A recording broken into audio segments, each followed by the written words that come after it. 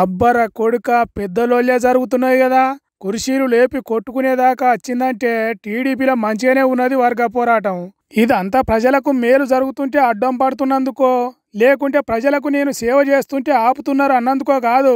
TDP మాజీ మంత్రి ఏరాసు ప్రతాప్ రెడ్డి ఆంధ్ర సర్కారు చేస్తున్న సుపరిపాలనలో ముందడుగు అనే కార్యక్రమానికి ప్రస్తుత ఎమ్మెల్యే బుడ్డా రాజశేఖర్ రెడ్డిని పిలువలేదట. అట్టెట్లా పిలువకుండా ప్రోగ్రాం పెడతావు? ఆఫ్టర్ ఆల్ మాజీ మంత్రివి, నీకు ఏ అధికారం ఉన్నది? ఎమ్మెల్యేగా గెలిచింది పని లేకనా? మమ్మల్ని పిలవకుండా కార్యం ఎట్లా చేస్తావని బుడ్డా రాజశేఖర్ రెడ్డి అనుచరులు గిట్లా కొట్లాటకు దిగినరు.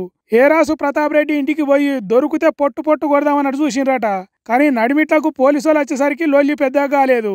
ఇంకేమున్నది, కుర్చీలు ఎత్తేసిండ్రు, ఇంటి అద్దాలు బలగొట్టిండ్రు, దొరికింది దొరికినట్టు ఎత్తేసిండ్రట. మాతోని పెట్టుకుంటే మంచిగుండదు అన్నట్టు వార్నింగులు కూడా ఇచ్చిండ్రట. అంతేకాదు, సుపరిపాలనలో ముందడుగు అనే కార్యక్రమానికి వచ్చిన ఎంపీ శబరిని స్టేజి ఎక్కకుండా అడ్డుకున్నారట.